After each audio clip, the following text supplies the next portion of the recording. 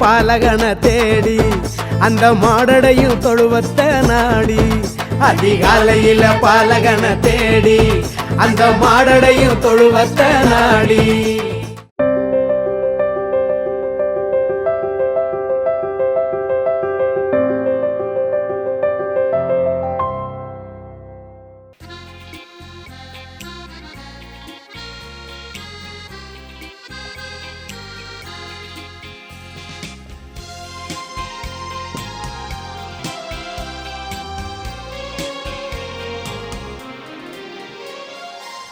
இரவினில் தவித்திட்ட வேளையிலே முழு நிலவாய் நிலமதில் நடந்தவனே. இடர்தனில் துடித்திட்ட பொழுதினிலே எங்கள் இதயத்தில் மலர்ந்திடும் சுடரொளி. பாவம் நம்மிலே மறையாதோ, தேவன் பாதம் நம்மிலே பதியாதோ. சோகங்கள் மறைந்திட அருள் புரிவாய். உதயங்கள் தேடும் இதயங்கள் தனிலே இறையருள் மலர. மனங்கள் பூக்கள் சிந்த வசந்தம் வாழ்வில் பொங்க வாரும் இறை குலமே. தந்தை மகன் தூயாவியாரின் பெயராலே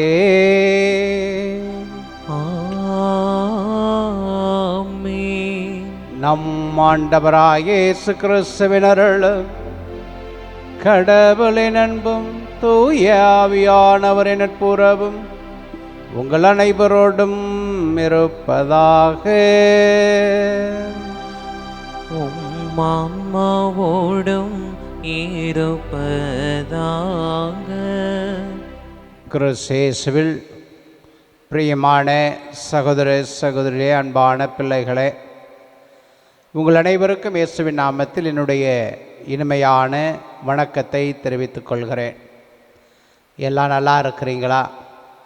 நலமோடு இருக்கிறோம் என்ற நம்பிக்கையோடு இந்த திருப்பலியிலே பங்கெடுப்பெற வந்திருக்கிறோம். ஆண்டவருடைய ஆற்றலை பற்றி பேசுகிற போது அற்புதமாக மனித இனத்தை வழிநடத்துகிற ஆற்றலாக இருக்கிறது. மனிதனுடைய வாழ்வியல் தொகுதிகளிலே இறைவனுடைய ஆற்றலும் வல்லமையும் செயல்படுகிற போது மனிதன் வெற்றி காண்கிறான். அந்த வெற்றி நன்றிக்கு உரியதாக இருக்கிறது என்ற சிந்தனையிலே இந்த நாளிலே நாம் பயணம் செய்திருக்கிறோம். நன்றிக்குரிய இறைவனுக்கு நன்றி பெருக்கோடு இந்த திருப்பலியிலே பங்கெடுத்து நன்றி சொல்லுவோம். தொடர்ந்து இறைவன் நம்மை ஆசீர்வதிக்க இந்த திருப்பலியிலே மன்றாடுவோம். அன்புமிக்க சகோதர சகோதரிகளே, தூய மறைநிகழ்வை கொண்டாட நாம் தகுதி பெறும் பொருட்டு நமது பாவங்களை ஏற்றுக்கொள்வோம். எல்லாம் வல்ல இறைவனிடமும் சகோதர சகோதரிகளே, உங்களிடமும் நான் பாவியனை ஏற்றுக்கொள்கின்றேன். ஏனெனில் என் சிந்தனையாலும் சொல்லாலும் செயலாலும் கடமையில் தவறியதாலும் பாவங்கள் பல செய்தேன். என் பாவமே என் பாவமே என் பெரும் பாவமே. ஆகையால் எப்போதும் கன்னியான புனித மரியாவையும் வான தூதர் புனிதர் அனைவரையும் சகோதர சகோதரிகளே உங்களையும் நம் இறைவனாகிய ஆண்டவரிடம் எனக்காக வேண்டிக் கொள்ள மன்றாடுகின்றேன். எல்லாம் வல்ல இறைவன் நம்மீது இரக்கம் வைத்து நம் பாவங்களை மன்னித்து நம்மை நிலையான வாழ்வுக்கு அழைத்து செல்வாராக. ஆமென்.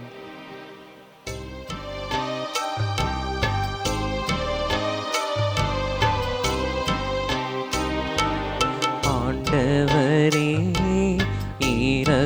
இரக்கமாயிரும். ஆண்டவரே இரக்கமாயிரும். கிறிஸ்துவே இரக்கமாயிரும். கிறிஸ்துவே இரக்கமாயிரும். ஆண்டவரே இரக்கமாயிரும். ஆண்டவரே இரக்கமாயிரும். மன்றாடுவோமாக. ஆண்டவரே, உமது நம்பிக்கையாளரின் விருப்பங்களை தண்டி எழுப்ப உம்மை வேண்டுகின்றோ. அதனால் அவர்கள் புனித செயலின் பயனை மிகுந்த ஆர்வத்துடன் நாடி உமது பரிவிரக்கத்தின் பேருதவியை பெற்றுக்கொள்ள செய்வீராக. உம்மோடும் தூயாவியாரோடு இணைந்து ஆட்சி செய்கின்ற எங்கள் ஆண்டவராகிய கிறிஸ்து வழியாக உம்மை மன்றாடுகின்றோ.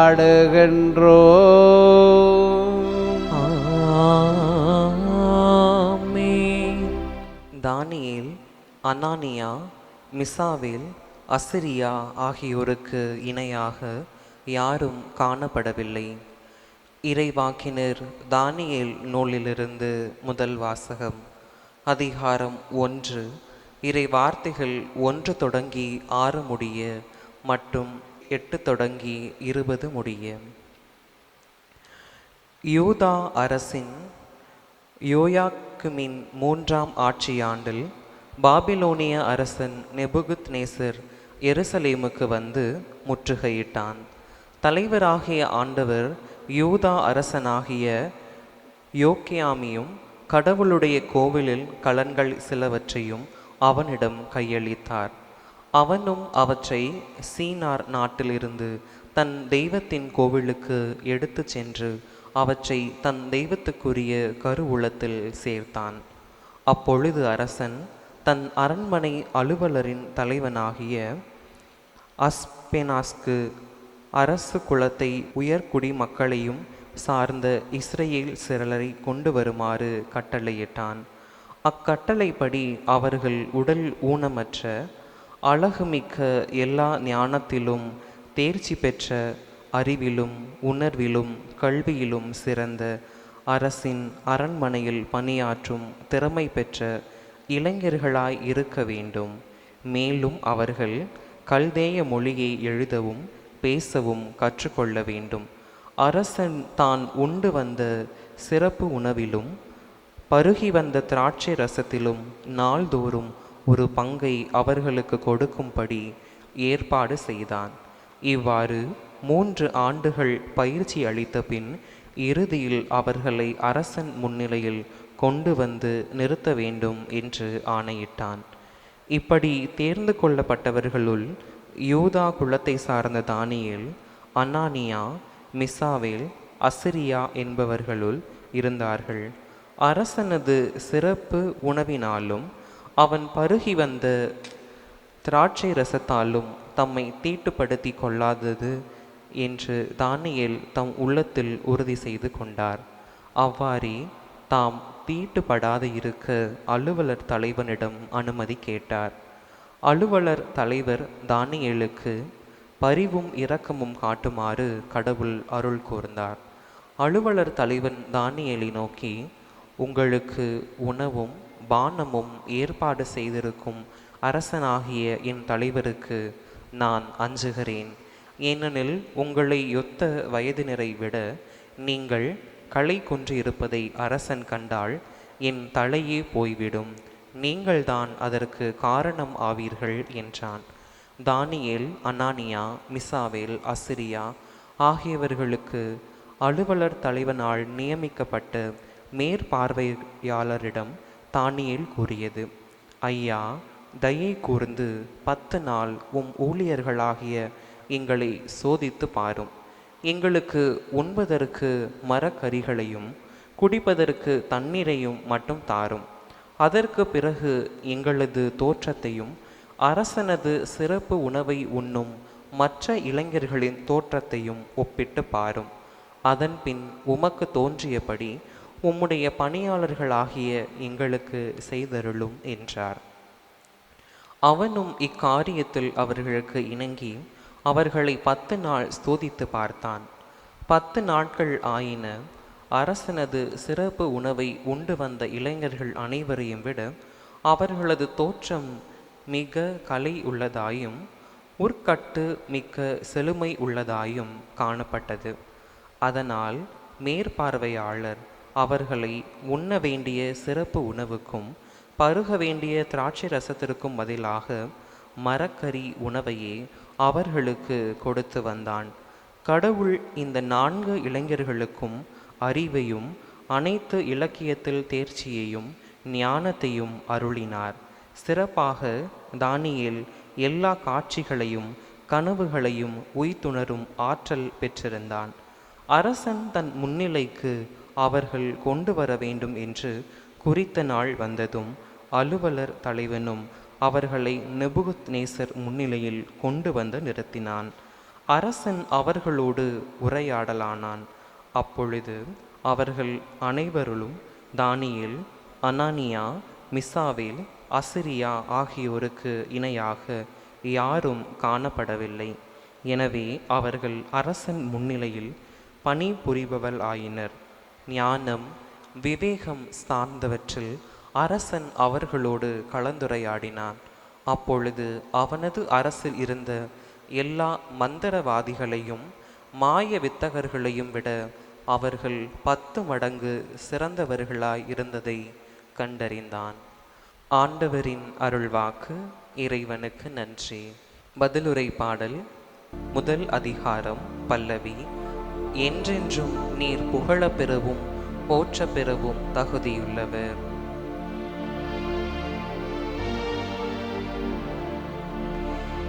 என்றென்றும் நீர் புகழப் பெறவும் போற்ற பெறவும் தகுதியுள்ளவர். என்றென்றும் நீர் புகழப் பெறவும் போற்ற பெறவும் தகுதியுள்ளவர். எங்கள் மூதாதையரின் கடவுளாகிய ஆண்டவரே நீர் வாழ்த்து பெறுவீராக. மாட்சியும் தூய்மையும் நிறைந்த உம் பெயர் வாழ்த்துக்குரியது. என்றென்றும் நீர் புகழப் பெறவும் போற்ற பெறவும் தகுதியுள்ளவர். என்றென்றும் நீர் புகழப் பெறவும் போற்ற பெறவும் தகுதியுள்ளவர். உமது தூய மாட்சி விளங்கும் கோவிலில் நீர் வாழ்த்த பெறுவீராக. கெருபுகள் மேல் வீற்றிருந்து படுகுழியை நோக்குபவரே நீர் வாழ்த்த பெறுவீராக. என்றென்றும் நீர் புகழப் பெறவும் போற்ற பெறவும் தகுதியுள்ளவர். என்றென்றும் நீர் புகழப் பெறவும் போற்ற பெறவும் தகுதியுள்ளவர்.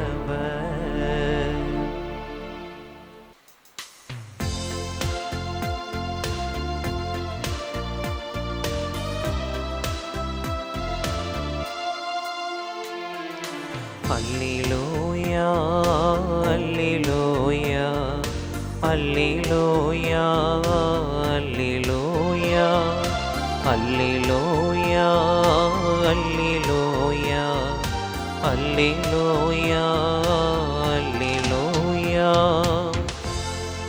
விழிப்பாயிருங்கள், ஆயத்தமாயிருங்கள், ஏனெனில் நீங்கள் நினையாத நேரத்தில் மானிட மகன் வருவார். அல்லேலூயா அல்லேலூயா அல்லேலூயா அல்லேலூயா அல்லேலூயா. ஆண்டவரே உங்களோடு இருப்பாராக. ஆன்மாவோடும் இருப்பாராக. லூக்கா எழுதிய நற்செய்தியிலிருந்து வாசகம். ஆண்டவரே மாட்சி உமக்கே. லூக்கா நற்செய்தி அதிகாரம் 21 இறை வார்த்தைகள் 1 தொடங்கி 4 முடிய. இயேசு நிமிர்ந்து பார்த்தபோது செல்வர்கள் தங்கள் காணிக்கைகளை காணிக்கை பெட்டிக்குள் போடுவதைக் கண்டார். வறுமையில் வாடிய ஒரு கைம்பெண்ணும் 2 காசுகளை அதில் போடுவதைக் கண்டார். அவர், இந்த ஏழை கைம்பெண் எல்லாரையும் விட மிகுதியான காணிக்கை போட்டிருக்கிறார் என உண்மையாகவே உங்களுக்கு சொல்லுகிறேன். ஏனெனில் அவர்கள் அனைவரும் தங்களுக்கு இருந்த மிகுதியான செல்வத்திலிருந்து காணிக்கை போட்டனர். இவரோ தமக்கு பற்றாக்குறை இருந்தும் தம் பிழைப்புக்காக வைத்திருந்த எல்லாவற்றையுமே போட்டுவிட்டார் என்றார்.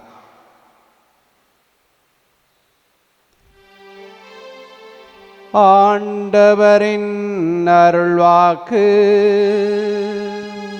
கிறிஸ்துவே உமக்கு புகழ்.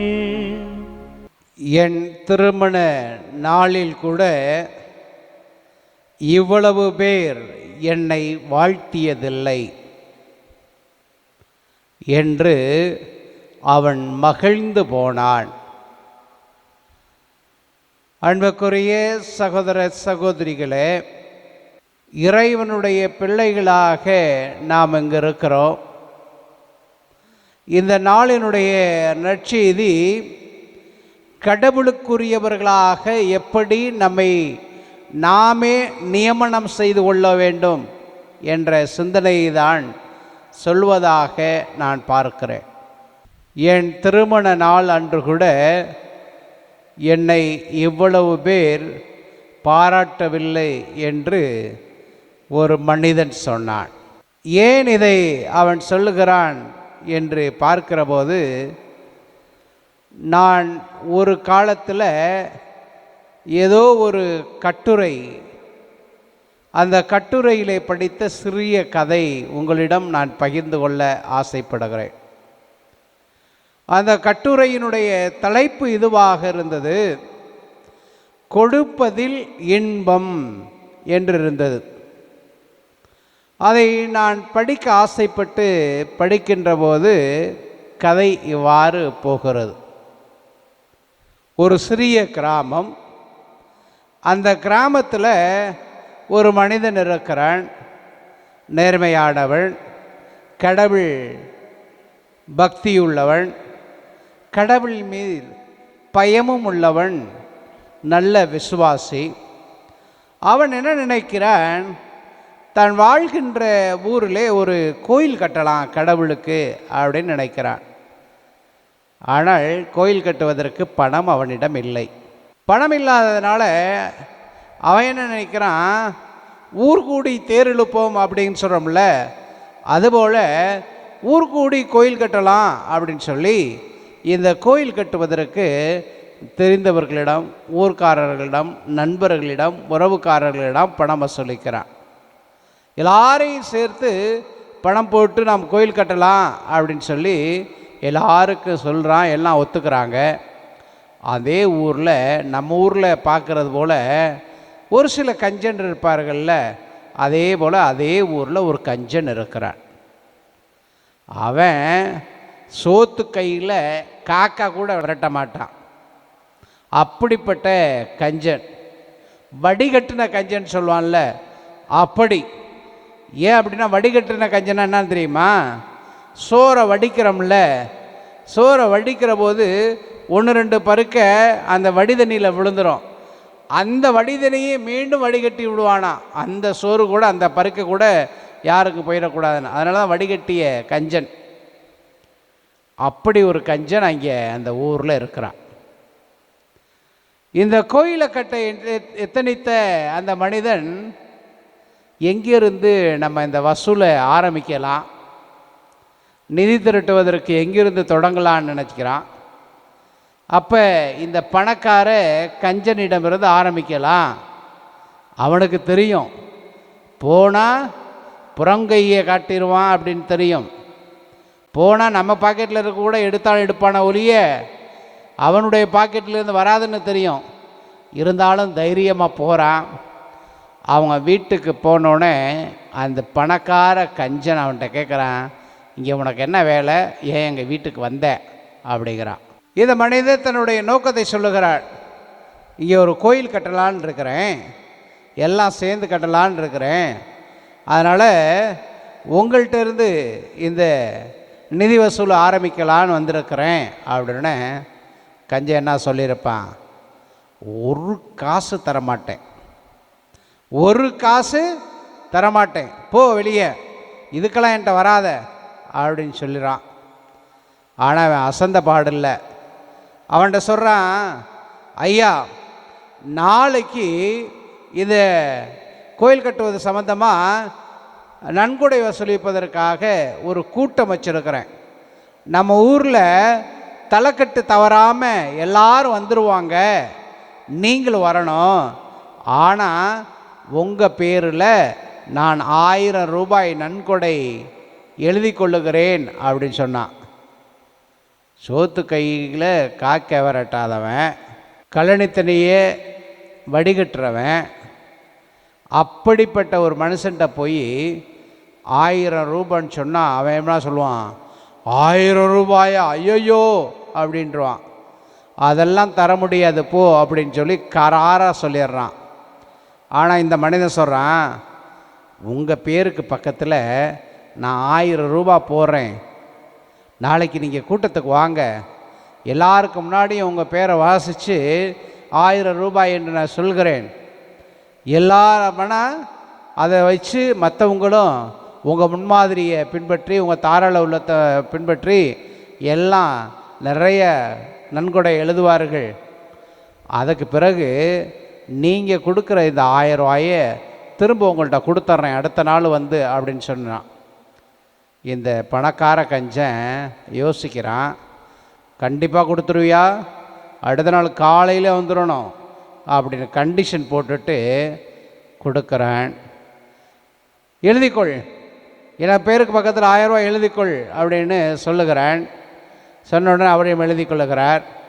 அடுத்த நாள் ஊர் கூட்டம், தலைக்கட்டில் எல்லாம் வந்துட்டாங்க, எல்லா குடும்பத்திலிருந்து குடும்ப தலைவர்கள்லாம் கூடியிருக்கிறாங்க. நன்கொடை முன்மொழிந்தவர்களுடைய பெயர்கள் வாசிக்கப்படுகின்றன. இந்த பணக்கார கஞ்சனுடைய பேருக்கு அருகில் 1000 ரூபாய் எழுதப்பட்டிருக்கிறது. எல்லாருக்கும் ஆச்சரியம். இவர் 1000 ரூபா கொடுத்தாரா, பரவாயில்லையே, இவர் 1000 ரூபா கொடுத்துருக்காரா, பரவாயில்லையேன்னு சொல்லி எல்லாரும் எந்திரிச்சு போய் அந்த பணக்காரரை கை கொடுத்து வாழ்த்துறாங்க. வாழ்த்தி அந்த கூட்டம் முடிஞ்சிருது. அடுத்த நாள் தான் சொன்னது போல் அந்த 1000 ரூபா பணத்தை பணக்கார கஞ்சனிடம் கொடுப்பதற்காக இந்த மனிதன் போகிறார். 1000 ரூபாயை கையில் கொண்டுக்கிட்டு போகிறார். வீட்டில் இருக்கிற அந்த கஞ்சன் ஏன் வந்தான்னு கேட்கல, வாங்க வாங்க வாங்கன்னு கூப்பிட்றான். அவர் ஆசையாக போகிறார். போன உடனே இந்த காசை நீட்டுறார். நீங்கள் நான் கேட்டுக்கிட்டதை நீங்கள் செஞ்சதுக்கு ரொம்ப நன்றி ஐயா, இந்தாங்க உங்களுடைய 1000 ரூபாய் என்று திருப்பி கொடுக்க முயல்கிறார். அவன் அப்படியே கையை காட்டிவிட்டு உள்ளே செல்கிறான் வீட்டிற்குள். வீட்டிலிருந்து வெளியே வருகிற போது இன்னும் ஒரு 1000 ரூபாயை கையில் எடுத்து வருகிறான். வந்து இந்த கோயில் கட்டுகிற மனிதரிடம் கொடுக்கிறான். எனது பெயரில் 2000 வைத்து கொள்ளுங்கள் என்று. அவன் பார்க்கிற பார்வையிலேயே அந்த பணக்காரர் சொல்லுகிறான், நேற்று எனது பேருக்கு அருகாமையில் 1000 ரூபாய் இட்டு எனது பெயரோடு சேர்ந்து 1000 ரூபாய் முன்மொழிந்திருக்கிறார் என்று நீங்கள் சொன்ன உடனே இந்த ஊரில் உள்ள அத்தனை பேர் என்னை பாராட்டினார்கள். என்னுடைய தாராள உள்ளத்தை கண்டு அவர்கள் மகிழ்ந்து போனார்கள். எனது திருமண நாள் அன்று கூட இவ்வளவு பேர் மகிழ்ச்சியோடு என் கரத்தை பற்றி குலுக்கவில்லை. இவ்வளவு பேர் சந்தோஷத்தோடு எனக்கு வாழ்த்து சொல்லலை. அந்த வாழ்த்து எனக்கு ஆசீர்வாதமாக போனது. அந்த இன்பத்திற்காக இந்தாங்க 2000 கூட வச்சுக்கோங்க அப்படின்னு சொல்லி அவன் கொடுக்கிறான். அவன் வாங்கி கொண்டு செல்லுகிறான். கதை முடிகிறது. அத்தகைய ஒரு நிகழ்வு தான் கடவுளிடம் நம்மை கொடுக்குகிற போது என்ன மாற்றம் வருகிறது என்பதை சிந்திப்பதாக இருக்கிறது. நான் சிறுபிள்ளையாக இருக்கின்ற போது ஆலயங்களுக்கு செல்லுகிற போது ஆலயத்தில் ஒரே ஒரு பெட்டி தான் இருக்கும். ஆலயத்தினுடைய நடுவுலையோ இல்லை அங்கே கெபி இருந்தால் கெபிக்கு கீழேயோ உண்டியல் என்று எழுதப்பட்டிருக்கிற ஒரே ஒரு பெட்டி தான் இருக்கும். அதில் போய் நம்ம காசு போடணும், அவ்வளோதான். மெழுகுதிரி ஏற்றி வச்சுட்டு காசு போடணும், அவ்வளோதான். ஒன்லி ரிசீவிங் எண்டில் கடவுள் இருப்பார், நம்ம கிவிங்கில் இருப்போம். ஆனால் காலங்கள் மாற மாற ஒரு 2000 ஆண்டு ஜூப்ளிக்கு பிறகு ஆலயங்கள் எல்லாம் தந்தையர்கள் புதிதாக வடிவமைத்தார்கள். பழைய பீடத்தெல்லாம் இடிச்சிட்டு புதிய பீடம், பழைய மாடல்லாம் இடிச்சிட்டு புதிய பெயிண்ட் பயங்கரமாக மாடல். இப்போல்லாம் சபதி அது என்ன பயங்கரமாக உட்டன் அப்படின்னு சொல்லி மாடலாக வடிவங்கள் வந்திருக்கின்றன. ஆனால் அதில் ஒரு வித்தியாசத்தை 2000 ஆண்டிலிருந்து நான் பார்க்க தொடங்கினேன். அப்பொழுது நான் குருமானவன் ஆலயத்திற்கு போகிற போது ஒரு புறம் முண்டியல் இருக்கும், காணிக்கை பெட்டி என்று இருக்கும், மற்றொரு புறம் அதே மாதிரியான பெட்டி இருக்கும். அதில் என்ன எழுதியிருக்கும்? நன்றி / விண்ணப்பம் என்று எழுதியிருக்கும். இது எனக்கு பார்ப்பதற்கு புதுமையாக இருந்தது. மக்கள் மாறிக்கொண்டே இருக்கிறார்கள். ஆன்மீக சிந்தனையானது மாறிக்கொண்டே இருக்கிறது. இந்த ஆலயத்தில் இருக்கிற கடவுள் உண்டியலை மட்டும் பெறுவார், காசை மட்டும் நம்ம போட்டுக்கிட்டு இருக்கணுங்கிறத விடுத்து அதோடு இணைந்து இந்த கடவுளுடைய அருளுக்கு நான் நன்றி சொல்ல போகிறேன். இங்கு வசிக்கிற கடவுளுடைய அருளுக்கு நான் வேண்டி நிற்க போகிறேன். என் பையில் இருக்கிற பணத்தை மட்டும் அங்கே கொண்டு போட போகிறதில்ல, இந்த பக்கம் இருக்கிற நன்றி விண்ணப்பங்கிறது அந்த பெட்டியில் நான் நன்றி பெருக்கோடு பெற்றுக்கொண்ட அனைத்து ஆசீர்வாதத்துக்கு நன்றி எழுதி சொல்ல போகிறேன். நான் பெறப்போகிற அந்த ஆசீர்வாதத்துக்கு விண்ணப்பம் செலுத்த போகிறேன் என்ற கருத்து பரிமாற்றம் இந்த ஷிஃப்ட் வந்துச்சு. அது மகிழ்ச்சி. அப்படியான ஒரு ஷிஃப்டை தான் ஆண்டவர் இயேசு இந்த நாளில் தன்னோடு வாழ்ந்த மக்களுக்கு, தன்னோடு ஜெபித்த மக்களுக்கு, தான் போதித்த வார்த்தை பின்பற்றியவர்களுக்கு, கேட்டவர்களுக்கு, தான் போதித்த வார்த்தையை இது என்ன இவர் இப்படி போதிக்கிறார் என்று பேசினவர்களுக்கு கடவுள் ஒரு பதில் சொல்லுகிறார். இந்த ஏழைத்தாயினுடைய மனநிலையில் நின்று, ஏழைத்தாயினுடைய மனநிலை என்ன என்று பார்க்கிற போது, நான் பணத்தை மட்டும் போடலை, எனது எண்ணத்தையும் போடுகிறேன் என்பதாக உள்ளது. எனது எண்ணம் அனைத்துமே நன்றியாக இருக்கலாம், விண்ணப்பமாக இருக்கலாம், காசாக இருக்கலாம், பணமாக இருக்கலாம். அதெல்லாம் இணைத்து நான் எதுவாக கொடுக்கிறேன் என்றால், எனக்கு அனைத்தையும் கொடுத்த கடவுளுக்கு என்னை முழுவதுமே கொடுக்கிறேன் என்பதாக அன்னை மரியாள் கொடுக்கிறார். அந்த அன்னை மரியாவினுடைய வாழ்வு நின்றுதான் இந்த அன்னை அனைத்தையும் கொடுப்பதாக நான் பார்க்கிறேன். இந்த வாழ்வை தான் தனது தாயை பார்த்திருக்கிற கடவுள், அன்னை மரியாவினுடைய வாழ்க்கை கடவுள் இயேசுவுக்கு தெரியும். தன்னிடமிருந்த அனைத்தையும் தன்னை முழுவதுமே கொடுத்து விட்டார். லூக்கா நற்செய்தி 1:38 உமது சொற்படி எனக்கு நிகழட்டும்னு சொன்ன அந்த ஒரு வார்த்தையில், ஒரு சென்டென்ஸில் எல்லாத்தையும் கொடுத்துட்டாங்க.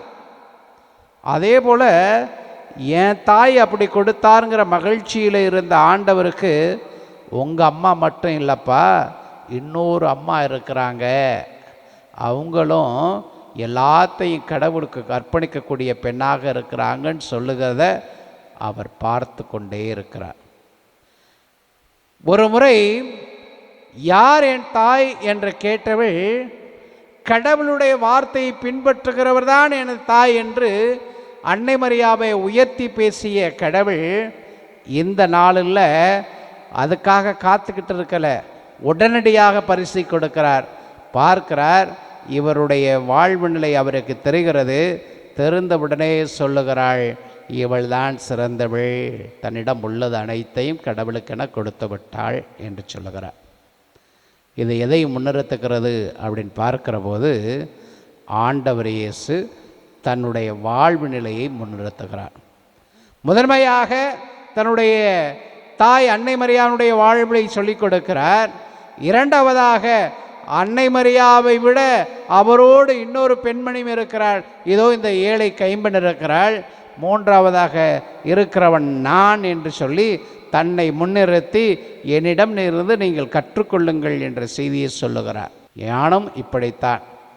என்னை முழுவதுமாக சிலுவையிலே கையளிக்கப் போகிறேன், அதுதான் உங்களுக்கு ஆசீர்வாதமாக மீட்பாக அமையப் போகிறது என்று முன்மொழிகின்ற நிகழ்வாகத்தான் நான் இதை பார்க்கிறேன். இதை காசை பற்றியோ பணத்தை பற்றியோ தாராள உள்ளத்தை பற்றியோ நாம் சிந்தித்து கொண்டு இருக்கலாம்.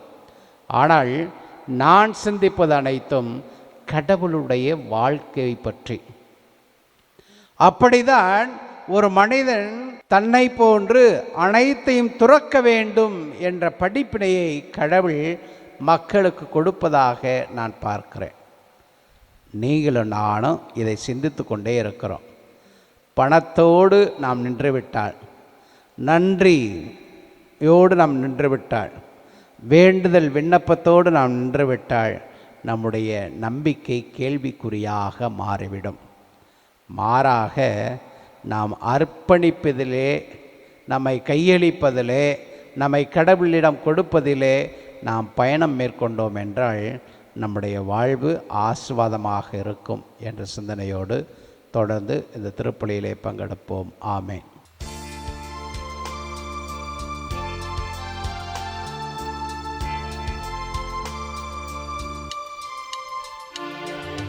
நான் காணும் உயிர்களெல்லாம் நாளெல்லாம் அவரினிலே, நான் தேடும் அமைதியெல்லாம் நாதனவர் பெயரினிலே. இந்த தேவனோடுதான் என்றும் நானும் வாழத்தான். அச்சனை போவாய் ஈசனும் மேல் அர்ப்பணமாக நானும் வந்தேன், அர்ப்பணமாக நானும் வந்தேன். என் நெஞ்ச வீணையில் எத்தனை ராகங்கள் ஏற்றமிக உன் படைப்பிலே. அன்புமிக்க சகோதர சகோதரிகளே, என்னுடையதும் உங்களுடையதுமான இப்பலி இயலாமல்ல தந்தையாகியவனுக்கு ஏற்றதாகும்படி ஜெபியுங்கள்.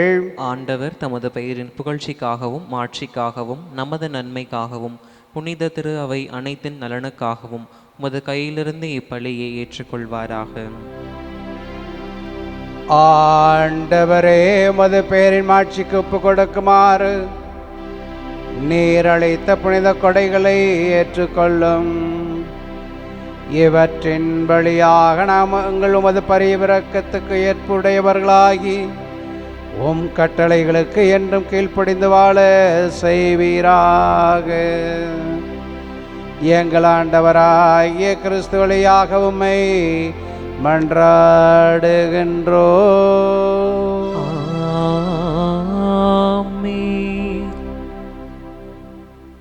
ஆண்டவர் உங்களோடு இருப்பாராக. உம்மான்மாவோடும் இருப்பாராக. இதயங்களை மேலே எழுப்புங்கள். ஆண்டவரிடம் எழுப்பியுள்ளோம். நம் இறைவனாகிய ஆண்டவருக்கு நன்றி கூறுவோம். அது தகுதியும் நீதியுமானதே. ஆண்டவரே, தூயவரான தந்தையே, என்றுமுள்ள எல்லாமல்ல இறைவா, என்னாலும் எவ்விடத்திலும் நாங்கள் உமக்கு நன்றி செலுத்துவது மெய்யாகவே தகுதியும் நீதியுமாகும், எங்கள் கடமையும் மீட்புக்குரிய செயலும் ஆகும். ஏனெனில் எங்கள் புகழுரை உமக்கு தேவை என்று, ஆயினும் நாங்கள் உமக்கு நன்றி செலுத்துவது உமது அருட்கொடையாலேயே. நாங்கள் உம்மை புகழ்ந்துரைப்பது உமது மாட்சியை மிகுதிப்படுத்தாது, எனினும் எங்கள் ஆண்டவராகிய கிறிஸ்து வழியாக நாங்கள் மீட்படைய பயன்படுகிறது. ஆகவே வானதத்திரளோடு ஒன்று சேர்ந்து நாங்களும் உம்மை புகழ்ந்தேத்தி மகிழ்ச்சியுடன் அறிக்கையிட்டு சொல்வதாவது: தூயவர் தூயவர் தூயவர், வான் படைகளின் கடவுளாம் ஆண்டவர். விண்ணகமும் மன்னகமும் உமது மாட்சியால் நிறைந்துள்ளன. உன்னதங்களிலே ஓசன்னா. ஆண்டவர் பெயரால் வருகிறவர் ஆசி பெற்றவர். உன்னதங்களிலே ஓசன்னா. ஆண்டவரே, நேர்மையாகவே தூயவர், தூய்மை அனைத்துக்கும் ஒற்று. ஆகவே உம்முடைய ஆவியை பொழிந்து இக்காணிக்கைகளை தூய்மைப்படுத்த உம்மை வேண்டுகிறோம். இவ்வாறு எங்கள் ஆண்டவர் இயேசு கிறிஸ்துவின் உடலும் இரத்தமுமாக எங்களுக்கு இவை மாறுபனவாக. அவர் பாடுபட உளம் கனிந்து தம்மை கையளித்த போது அப்பத்தை எடுத்து நன்றி செலுத்தி அதை பிட்டு தம் சீடருக்கு அளித்து அவர் கூறியதாவது: அனைவரும் இதிலிருந்து பெற்று உண்ணுங்கள், ஏனெனில் இது உங்களுக்காக கையளிக்கப்படும் என் உடல்.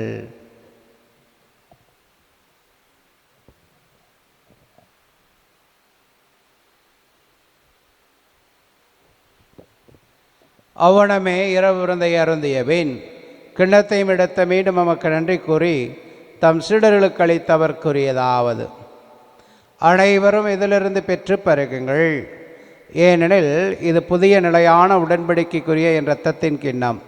இது பாவ மன்னிப்புக்கென்று உங்களுக்காகவும் பலருக்காகவும் சிந்தப்படும். இதை என் நினைவாக செய்யுங்கள்.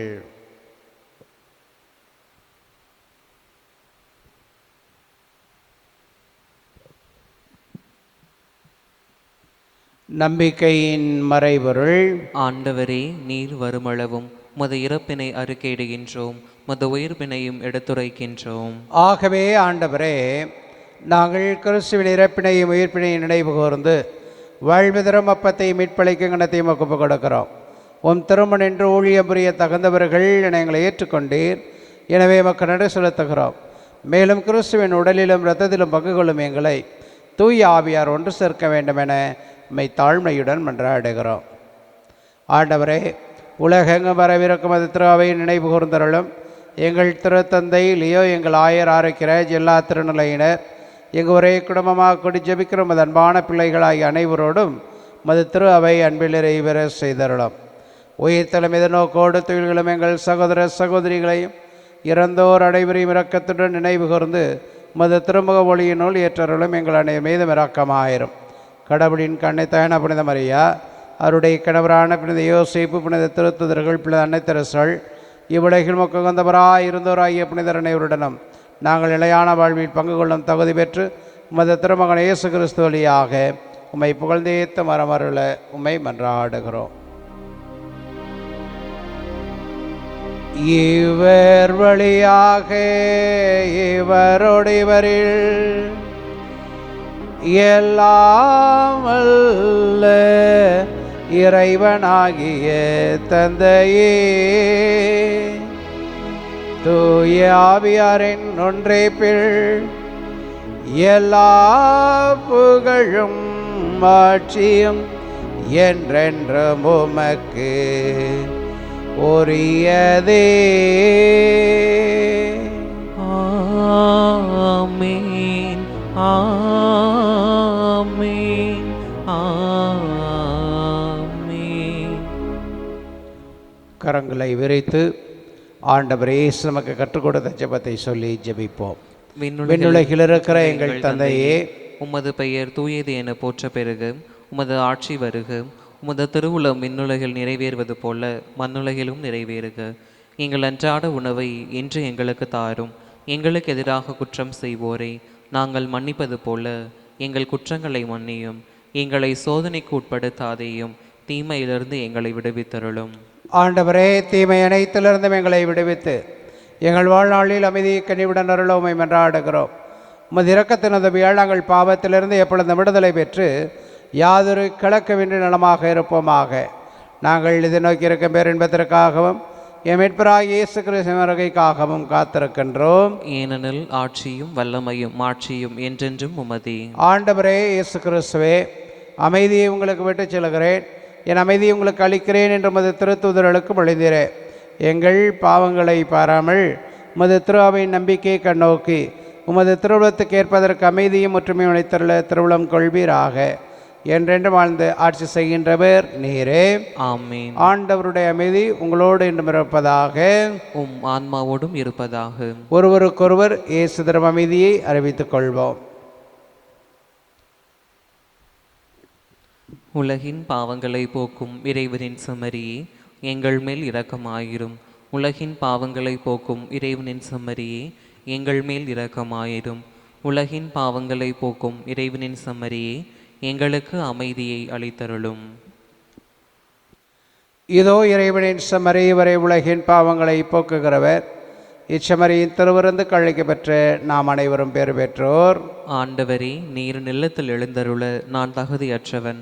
ஆனால் ஒரு வார்த்தை மட்டும் சொல்லியருளும், எனது ஆன்மா நலமடையும். கிறிஸ்துவின் திருவுடலும் திருத்தம் நம்மை காத்து நித்திய வாழ்வுக்கு அழைத்துச் செல்வதாக.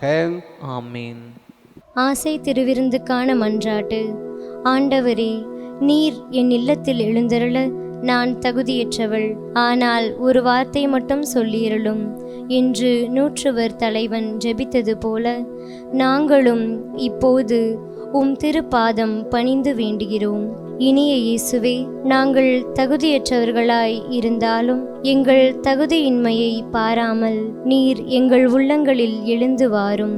உம் அன்பிலும் அருளிலும் நாங்கள் நிலைத்திருக்க எம்முள் எழுந்து வாரும். நன்மை செய்வதில் ஆர்வமுள்ளவர்களாய், தீமைகள் அனைத்திலிருந்தும் விடுதலை பெற்றவர்களாய் வாழவும் எங்களை வழிநடத்த வாரும். எல்லா நலன்களாலும் வளங்களாலும் எங்களை நிரப்ப வாரும். ஆமேன்.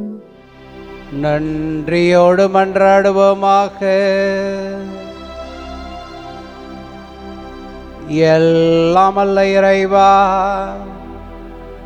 இப்புனித விருந்தில் நாங்கள் பங்கு பெற்று மகிழ செய்கின்றேன். அதனால் நாங்கள் உம்மிடமிருந்து ஒருபோதும் பிரியாதிருக்க அருள்வீராக. எங்கள் ஆண்டவராகிய கிறிஸ்து வழியாக உம்மை மன்றாடுகின்றோம்.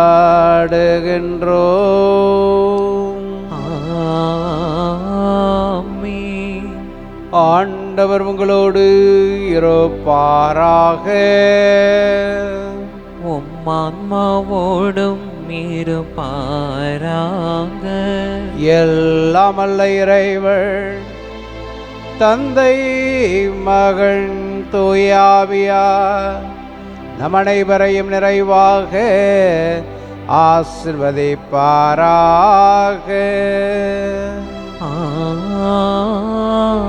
ஆமென். என்றும் மகிழ்வுடன் வாழ சென்று வாருங்கள். திருப்பலி முடிந்தது. இறைவனுக்கு நன்றி.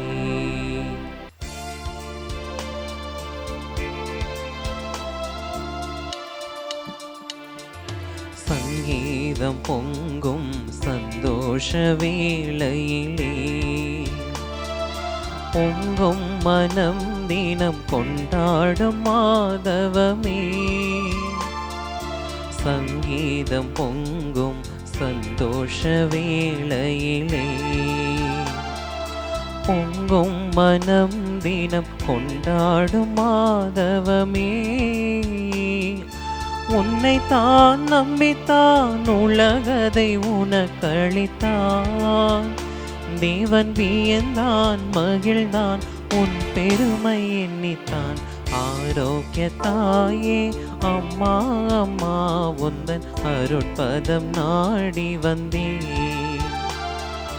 மயங்கிடும் மனதினில் மரியே என் அன்னையே, இறையருள் நிறையச் செய்வாய். தந்தை, மகன், தூய ஆவியின் பெயராலே ஆமேன்.